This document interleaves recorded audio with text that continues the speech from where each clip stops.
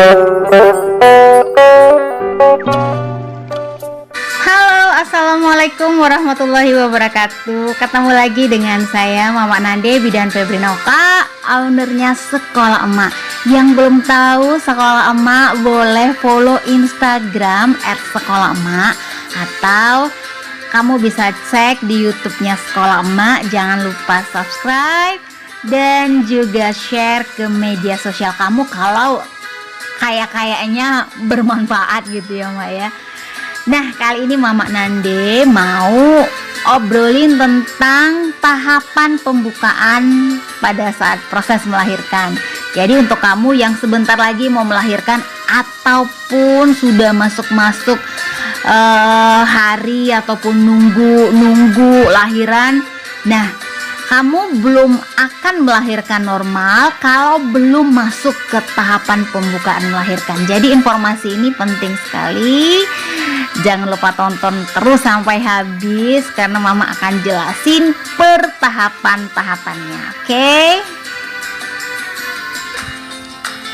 Pembukaan itu adalah proses membukanya leher rahim atau cervix ya, atau ibarat balon ya, yang di dalamnya itu ada bayi dan balonnya itu diikat ujungnya. Nah, ujungnya itu bisa membuka dikit sampai akhirnya kepala bayi bisa lewat dari jalan lahir.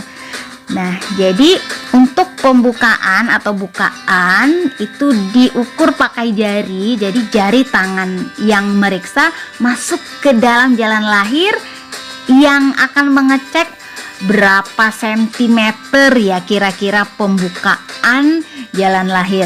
Jadi dibayang-bayangin gitu, ada ukurannya Mak ya. Jadi dibayang-bayangin kalau sudah sekian jarinya berarti ini sudah sekian sentimeter gitu.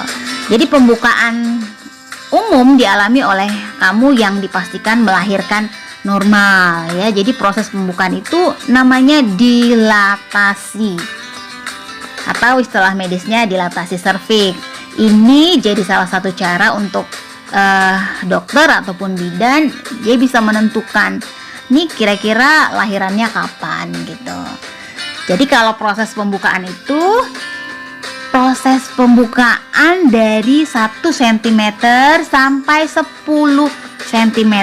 Kalau dia sudah masuk ke 10 cm berarti itulah dikatakan pembukaan lengkap dan bayi sudah siap untuk dilahirkan.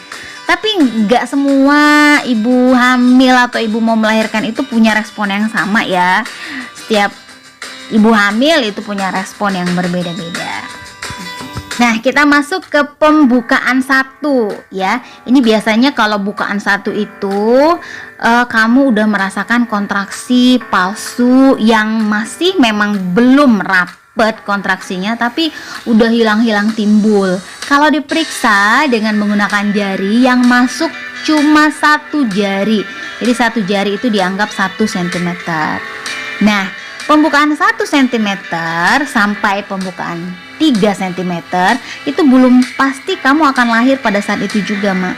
Jadi bisa 1 minggu, bisa 2 minggu kemudian, tergantung responnya kamu dan tergantung kontraksi yang terjadi. Kalau kontraksi yang makin rapet, proses persalinan bisa cepet kejadiannya. Tapi kalau kontraksinya lemah, persalinannya bisa terjadi ya belum bisa kita prediksi gitu ya. Nah, kalau bukaan 2, ini lebar bukaan serviksnya itu sekitar 2 cm. Nah, pada bukaan 2 kontraksi yang datang juga datang hilang dan kamu masih bisa senyum Mak. Kalau ada yang bercandain, ada yang buat joke gitu, kamu masih bisa ketawa, masih bisa senyum. Paling kalau misalnya datang kontraksi mulai meringis, tapi abis itu enjoy lagi.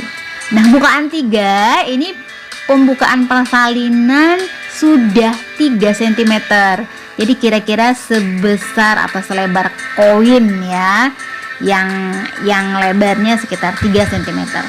Nah, Pembukaan 1 sampai 3 ini masih dikatakan fase laten, artinya fase menunggu. Jadi sebagai penolong, dia apakah dokter ataupun bidan, itu belum ready atau belum siap-siap untuk cepet-cepet nih nolong lahiran, belum. Nah, kalau ke bidan malah kamu itu masih boleh pulang, Mak. Nah, masih bukaan 2, ya udah ibu pulang dulu. Nanti kalau misalnya udah makin kenceng, makin rapet kontraksinya, datang lagi. Nah, itu dia bedanya. Nah, kalau di pembukaan 4, ini lebar mulut rahim itu tadi sekitar 4 cm. Nah, ini mulai dari bukaan 4 sampai bukaan 10 namanya tanda kala 1 fase aktif. Artinya kalau sudah masuk kala pembukaan 4 sudah bisa diprediksi kamu akan lahir pada lebih kurang 12 jam pada saat mulai dari sekarang sampai 12 jam berikutnya gitu ya. Nah, kemudian kalau di bukaan 5 ini pembukaan serviks 5 cm ya. Nah, kontraksi udah mulai rapat ya. Kalau kamu tadi senyumnya masih senyum-senyum manis, sekarang giginya udah mulai rapat. Nah, kalau sampai sudah bukaan 5 dan ketuban masih utuh, yang paling bagus kamu itu jangan berbahan ya. Yang paling baik itu kamu aktif juga ya. Jadi mulai dari gerak, terus maini jimbol, terus makan minum yang cukup. Kemudian masih bisa stimulasi puting susu supaya kontraksinya makin dapet ya. Kemudian kita masuk ke pembukaan 6. Ini serviks sudah 6 cm, sebesar buah alpukat yang kecil. Kontraksi makin rapet, wajah makin jutek ya. Kemudian bukaan 7. Nah, ini bukaan 7, lebar serviks sudah 7 cm. Dia seperti lubang ya, Mak ya. Nah, ini kamu juga udah mulai nafas juga nggak teratur ya. Nah, di sini tipsnya kamu harus rajin bernafas, olah pernapasan. Itulah kenapa kamu harus ikut kelas hamil, kelas yoga atau kelas apapun untuk melatih pernapasannya kamu, Mak ya.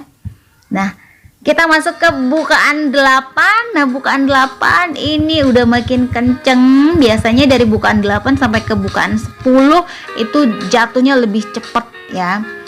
Jadi bukaan 8 ini ada beberapa kamu yang hamil malah udah ngerasain kayak perasaan mau mengedan gitu, mau mengejan, tapi belum boleh sama bidannya. Jangan dulu, Bu, miring-miring dulu, miring kiri, miring kanan. Jangan ngedan-ngedan dulu, Bu. Tarik nafas, buang nafas, tarik nafas, buang nafas. Nah, kalau bukaan 9, wah ini udah lebih kenceng lagi, dan biasanya kepala bayi udah mendorong sampai ke pintu jalan lahir. Nah, kita sampai ke bukaan 10. Nah, ini adalah bukaan yang lengkap kalau kita bilang ya. Jadi kalau sudah sampai bukaan 10, pembukaan 10 ini adalah fase dimana bayi sudah bisa dilahirkan. Tetapi nggak uju-uju bukan 10 langsung lahir, enggak, Ma. Kita melihat dulu kalau kepala bayi sudah ada 5 cm di depan jalan lahir dan dorongan untuk mengedan udah kuat, seperti orang mau buang air besar, seperti kayak mau mengejan, ngeluarin BAB yang keras banget. Nah, disitulah kamu boleh mengedan, tetapi dipandu oleh bidan atau dokter. Overall dalam fase ini kelihatan gampang ya, tetapi sebenarnya kalau kamu ngejalaninya, Masya Allah. Maka dari itu persiapkan dirimu ya, Mak ya. Bye bye.